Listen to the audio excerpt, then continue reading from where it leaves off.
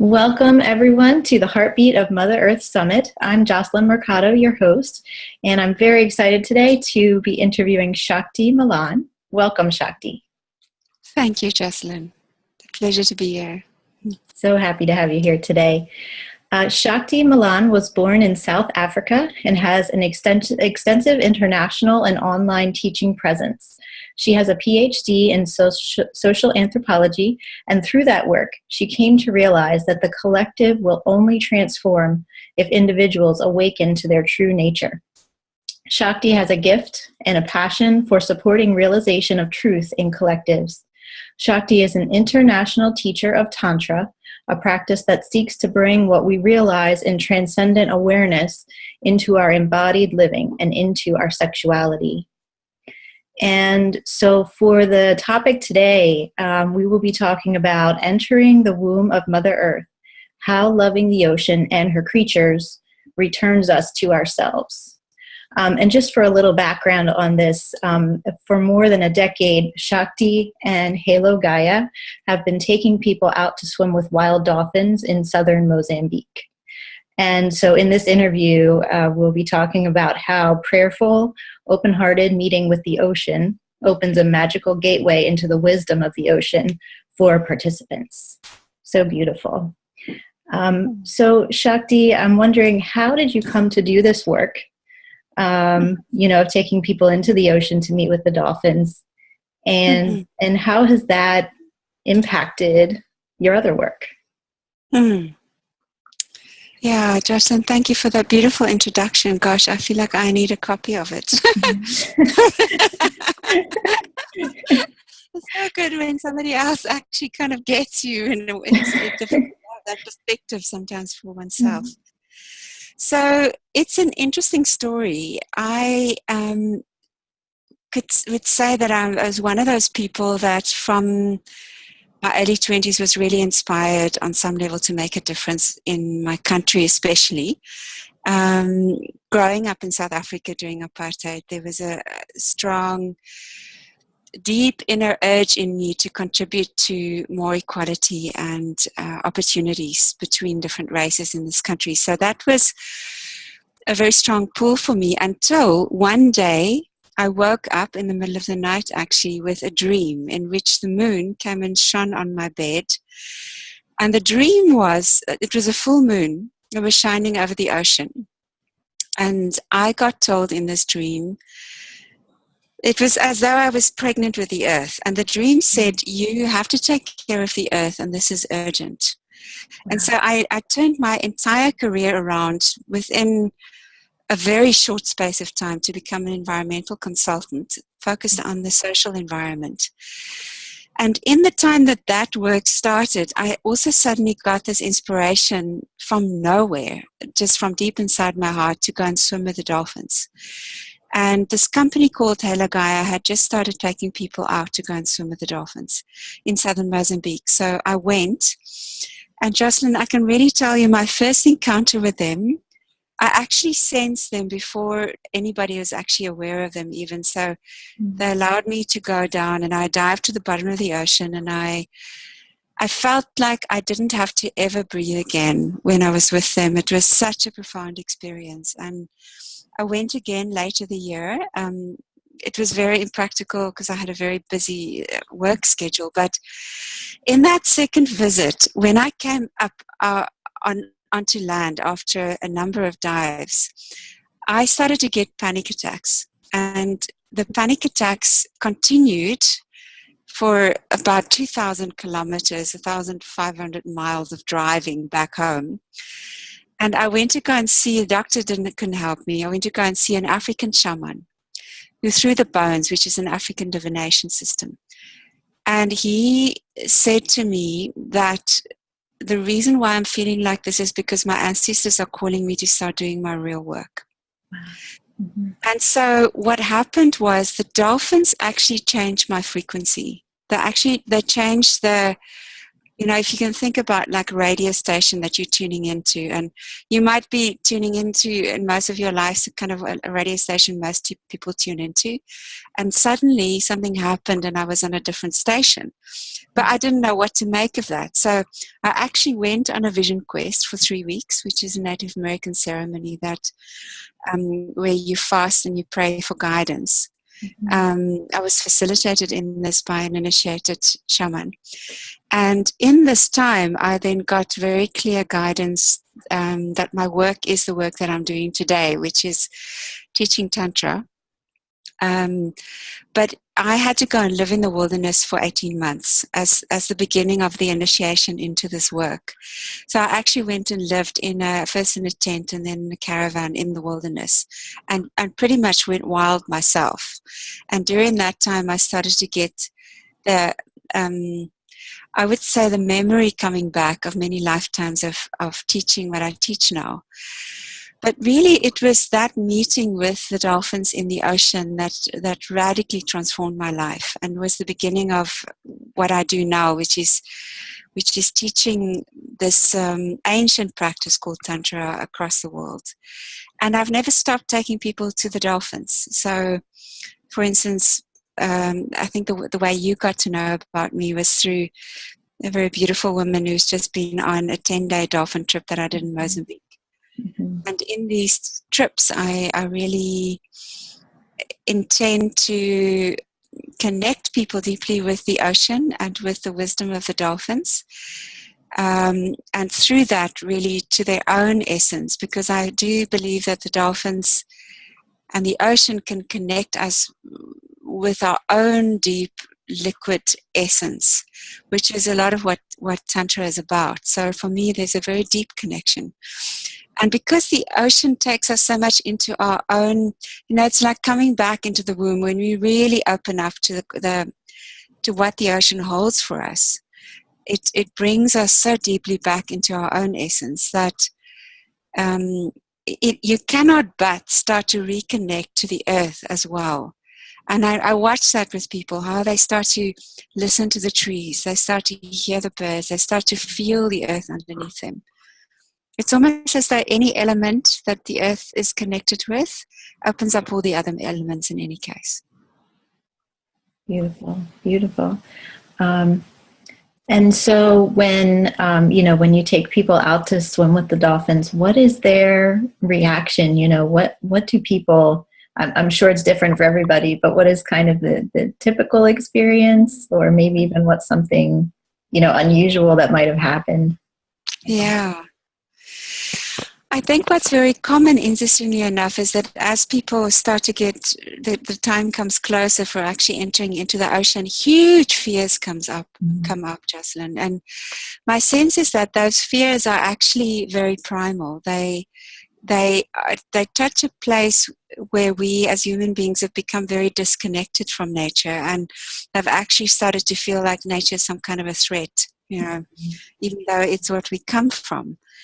And so I find that an enormous amount of, you can say almost emptying out happens for people of memories, emotions, feelings, ways in which we have become stuck and rigid in our living and our thinking about ourselves that start to get melted.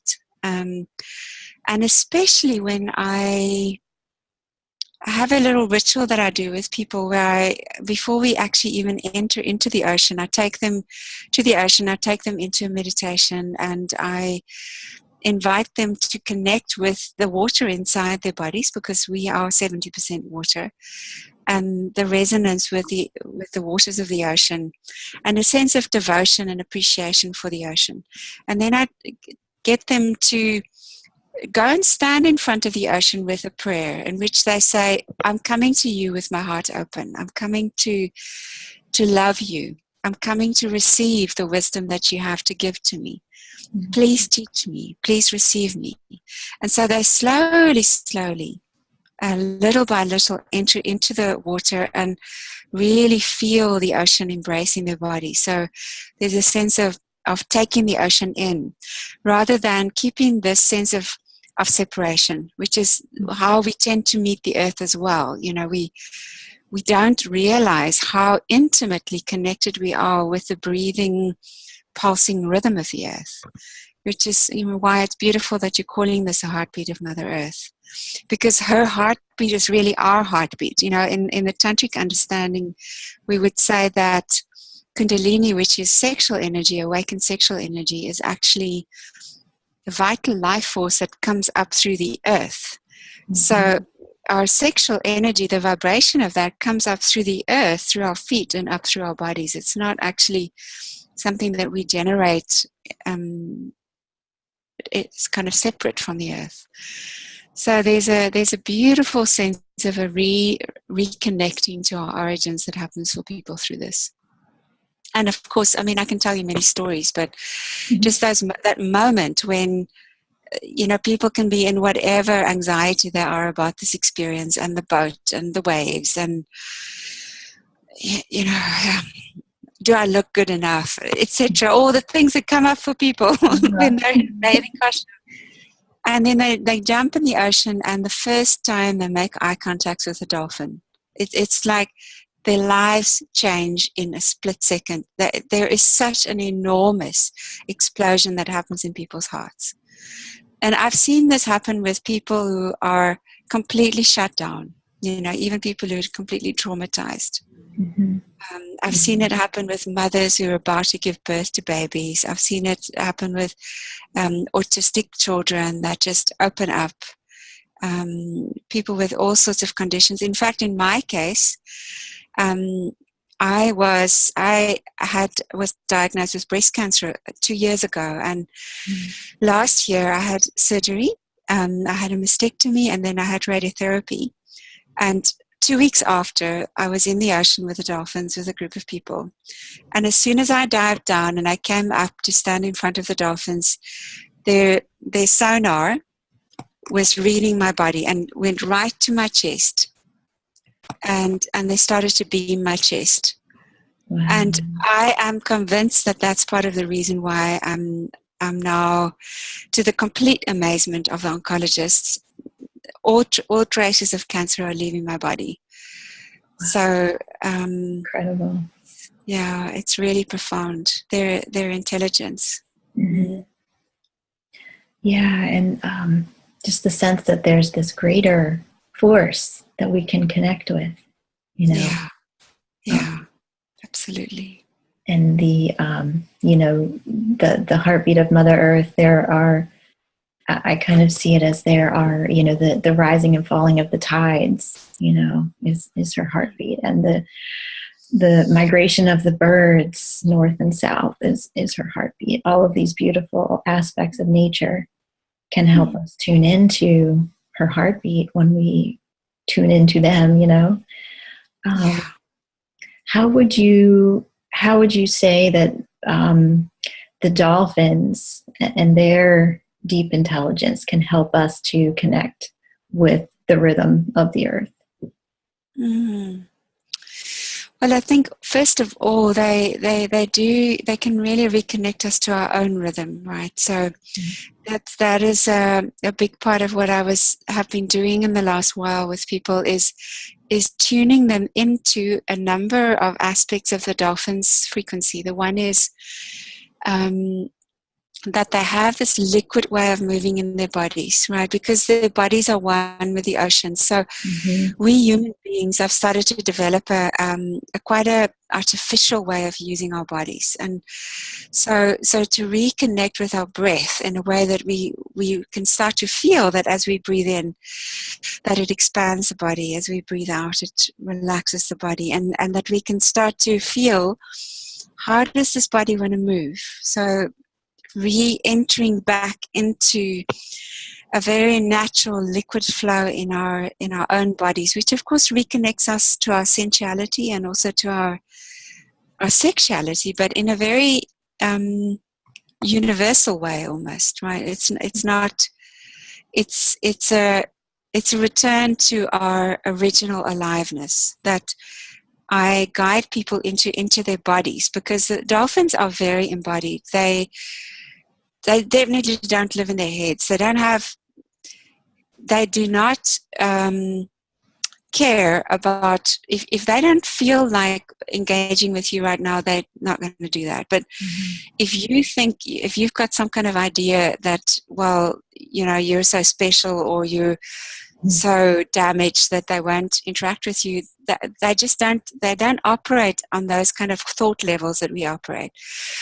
And they're deeply connected in through the body. So when you start to, for instance, dance with them in the ocean like this, you start to twirl around them, they completely respond to that. They respond to play, they respond to sound. And so we start to reopen up to allowing sounds through our bodies, allowing the primal movements that want to come through our bodies. That's what I invite people through to, by connecting them to that lens of how the dolphins actually move. And then we start to drop back into a sense of our own internal rhythm, which I think all of us as human beings, it's a huge undertaking for us to start to feel our own essential beat.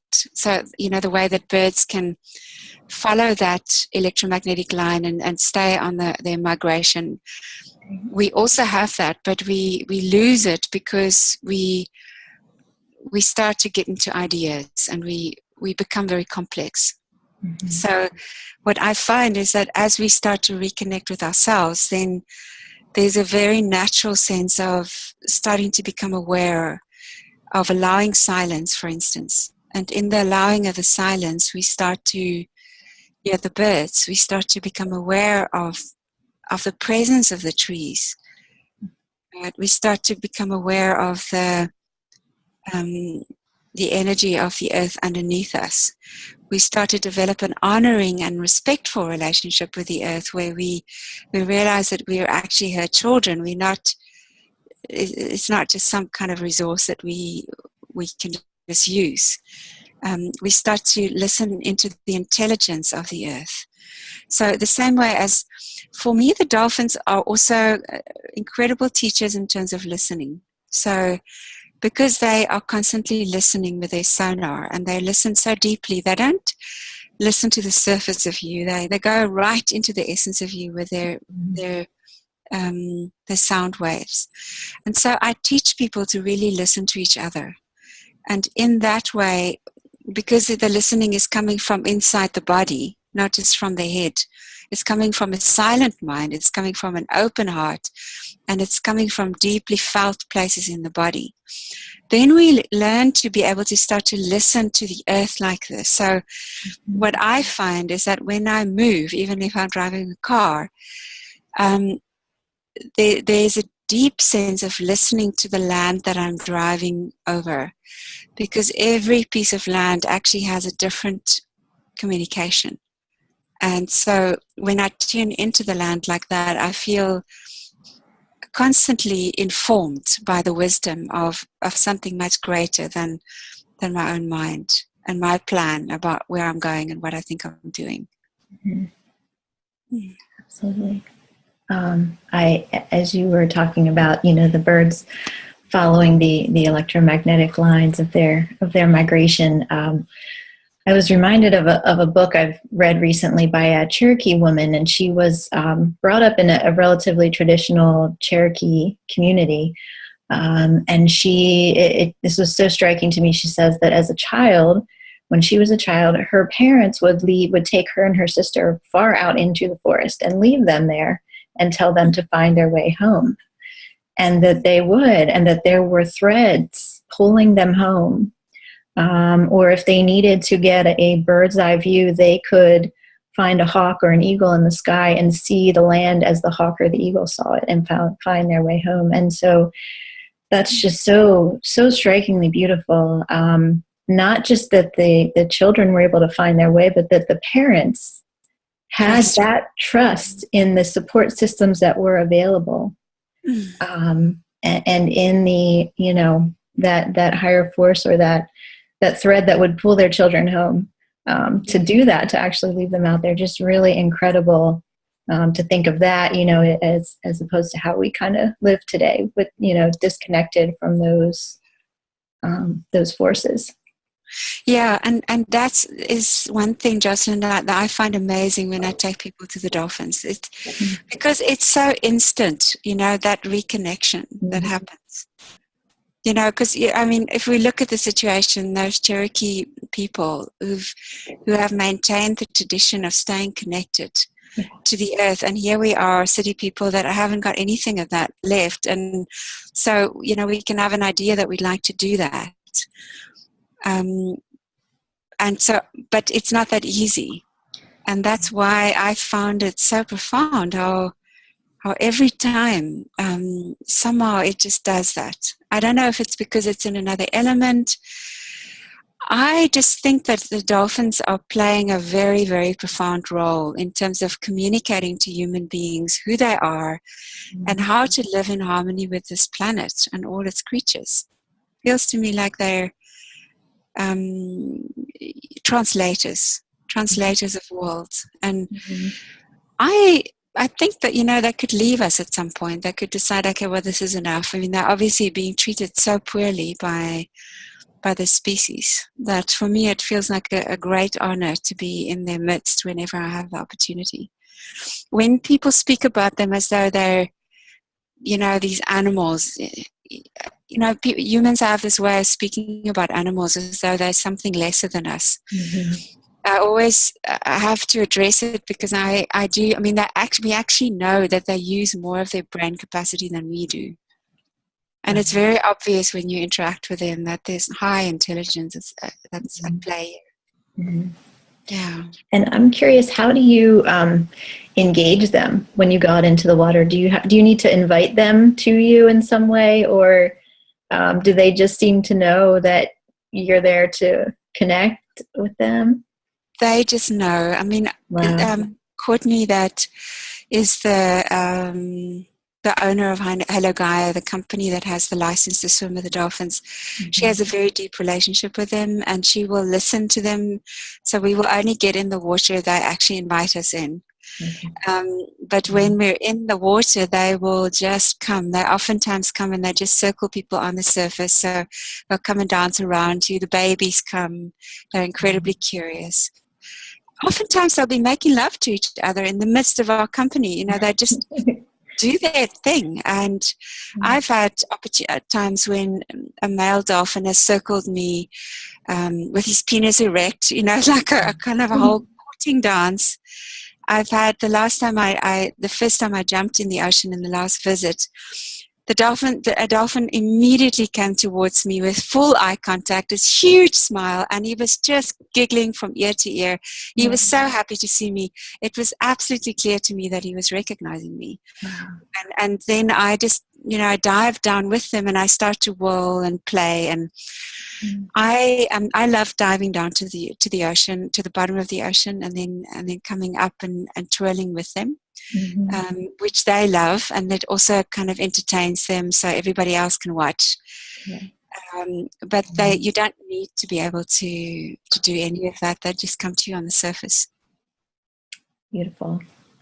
Yeah. I know I've had dreams of whales, a lot recently. And in talking to other people, it seems that many different animals, polar bears, whales, dolphins, eagles, many different animals are speaking to us. And, I don't know if it's just coming into my awareness or if it really is happening more, but it just makes me wonder if this is some kind of ancient knowing that's being reawakened in us at this time.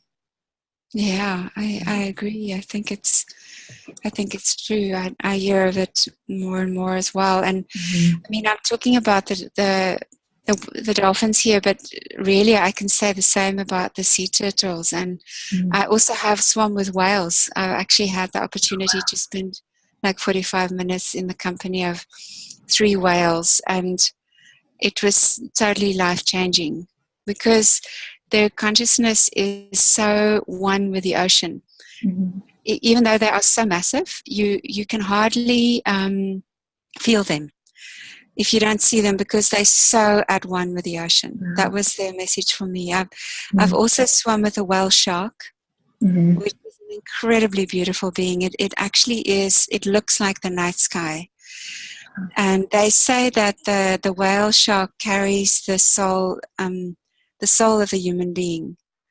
And when you swim with them, you feel that sense of this incredible gentleness. But they also are, they're highly endangered.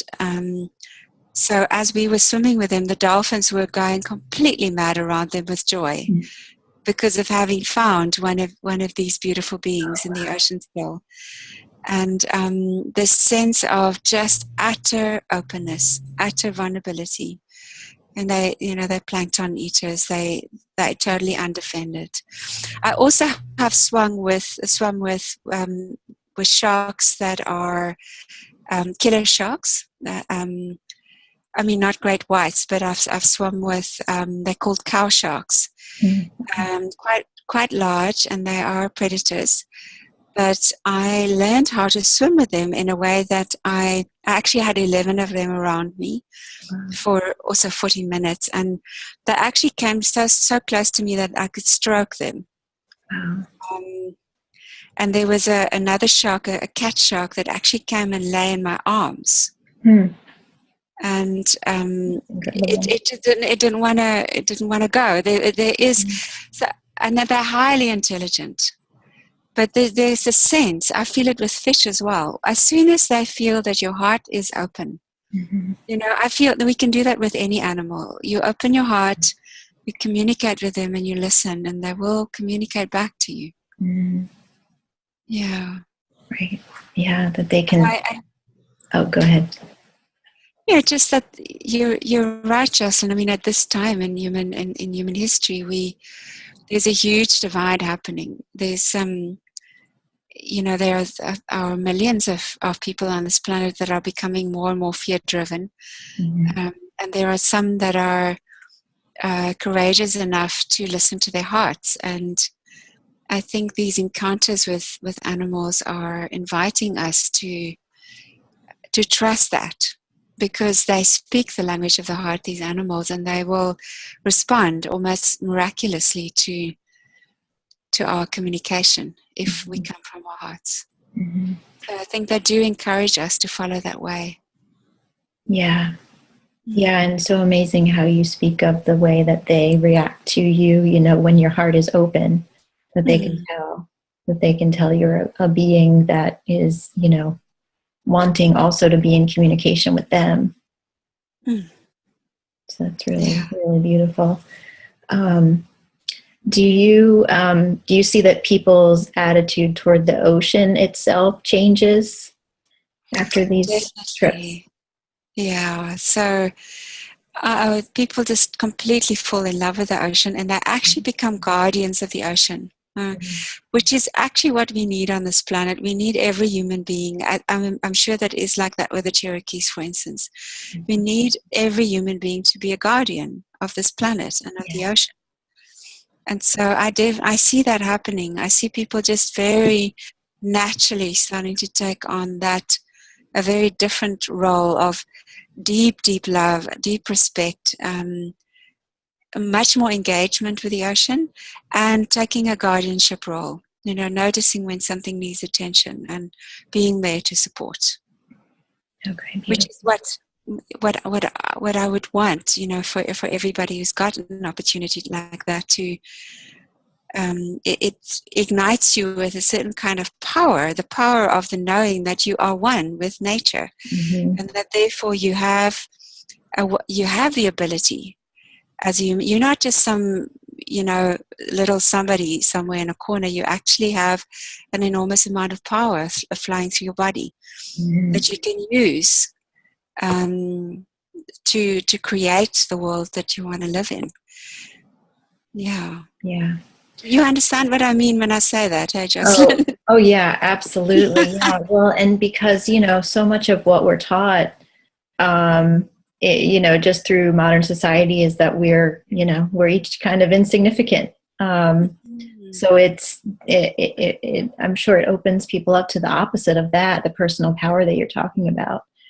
And that's, very, very much carried through Native American traditions or any indigenous tradition, that we each have this power to connect and to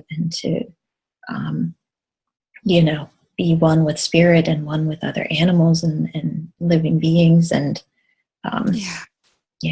we are each so important in that way. I would imagine after that experience with the dolphins that nobody is quite the same again after that, that you can't just go back to the old way of being. Yeah. I mean, one last way of explaining it is that I believe that at this point in human history, we actually, all this pressure, interestingly enough, is contributing to pushing us to a place where we can realize that we actually don't have a ceiling above our heads anymore. We actually can shift into living on what I would call the fourth dimension, which is the dimension where love is the power, when it's not money that's the power anymore. Money will be in service of love. And we, instead of living in the realm of limitations, which is what the third dimension is, where we're constantly fighting for power and fighting for money, we can actually live with the fundamental understanding that love is the power, and that we have access to infinite possibility. That we can actually create the world that we want. And I think the more people start to realize that, every human being that starts to live in this dimension that's already open to us is going to make an enormous difference. Yeah. I completely agree. And it is limitless. What we can do is limitless. But it's so hard for us to fully open up to that and to fully understand, to even begin to understand it really.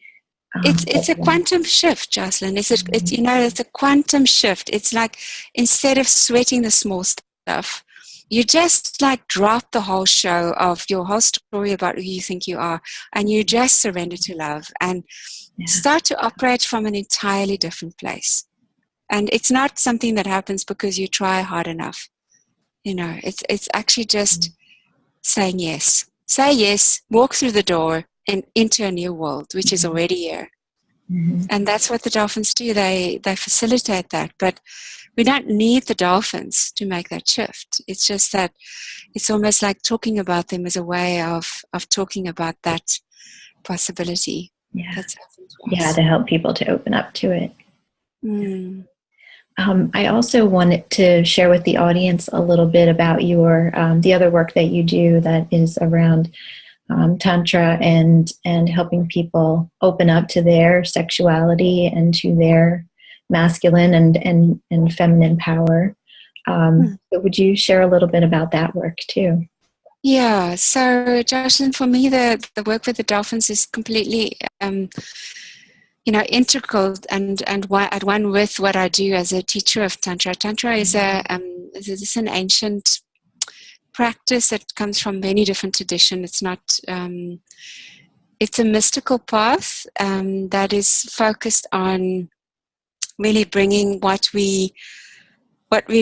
we realize our divinity. So, for instance, we're sitting in meditation, or our heart's open, and we connect to more of who we are. Then bringing that back into our living, into all aspects of our living, so that we can live as that, because we're in human bodies after all.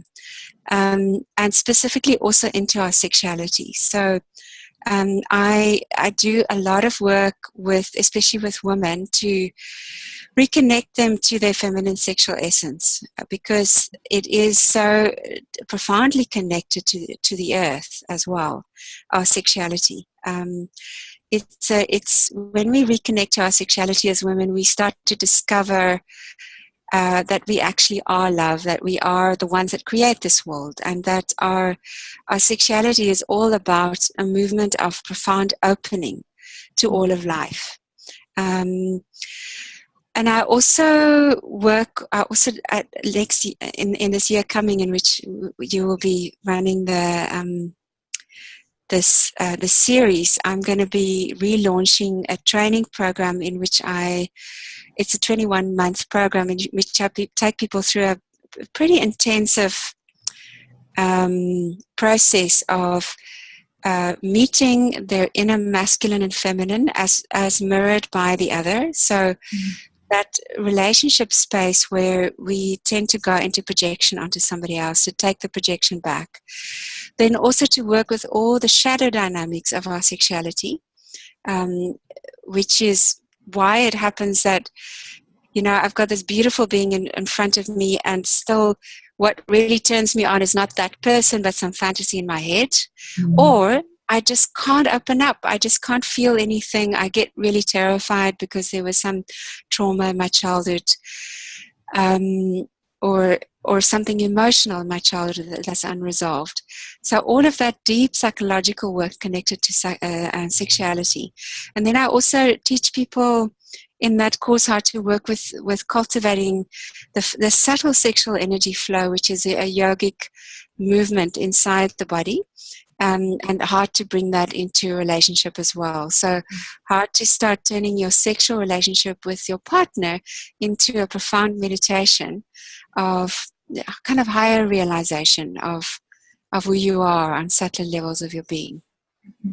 But in short, that's what I do. Very beautiful. Very beautiful. Yeah, and as I mentioned to you, I attended one of your webinars that you had recently, and it was just so beautiful.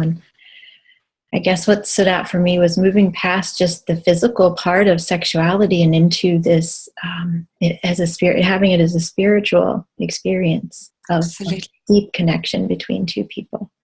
I think there's just so much potential for us to expand into that in our relationships. Yeah. Beautiful. And I do want to mention too, for the audience, that Shakti is offering a free gift, which is a recorded audio meditation that's called Being Your Own Best Lover. Could you tell us just a little bit about that too? Yeah, it's about, I think it's about 30 minutes. It's a body meditation. So if you listen to it and you want to do the practice, you can be sitting up or lying down. But I really take you deeply into your body, and I get you to relax deeply and then to connect with your sexuality in an internal way. So usually we connect with our sexuality from outside, but really what the potential is that I guide people into through this practice is how to start feeling yourself in a profoundly sensual and love-filled way from inside your body. So when I say becoming your own best lover, I'm talking about really loving yourself, right? Not just like getting off or something, but actually returning to a deep love for yourself, and then starting to feel that in the cells of your body and all the way into your sexuality. And apparently people find it very powerful. That's the feedback that I get. So Shakti, I have to ask, will there be any upcoming opportunities to swim with the dolphins? Yeah, Jocelyn, there were. I'm glad you're asking me. I actually take people out twice a year to go and swim with the dolphins, and the company that I go with, it might be interesting for the listeners to know, is called HaloGaia.com, and they take people throughout the year.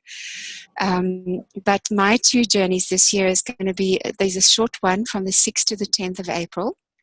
And then there's another 10-day one from the 20th to the 30th of October in 2017, which I'm very excited about, because this is actually going to be a shamanic workshop where we are, I'm actually bringing in the man who facilitated my vision quest. And the two of us we're going to be working with drum journeys so that people can really connect with the dolphins through in the inner world in the way that the Native American traditions do. And then we're also going to be guiding people to really connect with their own inner knowing. Yeah, so it's going to be a very shamanic journey the whole trip, and I think we're going to be connecting with dolphins in a very magical way. So I'm really looking forward to that, and the details of that are on my website, which is shaktimalan.com. Okay, wonderful. Yeah, that sounds absolutely beautiful. And I will, for all the listeners, I will post a link to Shakti's website below this interview so you can easily link through to there. And I'm curious, are the trips is it for adults only, or have you had any children come along on the trips? Well, no, I have had children actually, and actually Courtney, who runs Hello Gaia, takes a lot of children out. Okay. You don't even actually need to be able to swim. We've had people on these journeys that can't even swim, and we just give them a pool noodle, and you float in the ocean, and it's all fine. Yeah. Okay, wonderful. Well, we are getting near the end of our interview time. I just want to thank you so much for sharing this wisdom. This has been really, really beautiful to learn about your work. So thank you, thank you. And it's a pleasure, Jocelyn. Thank you so much for this beautiful summit that you're putting together. It's my honor to be part of it. Thank you. Thank you so much. Have a wonderful day. Thank you. You too.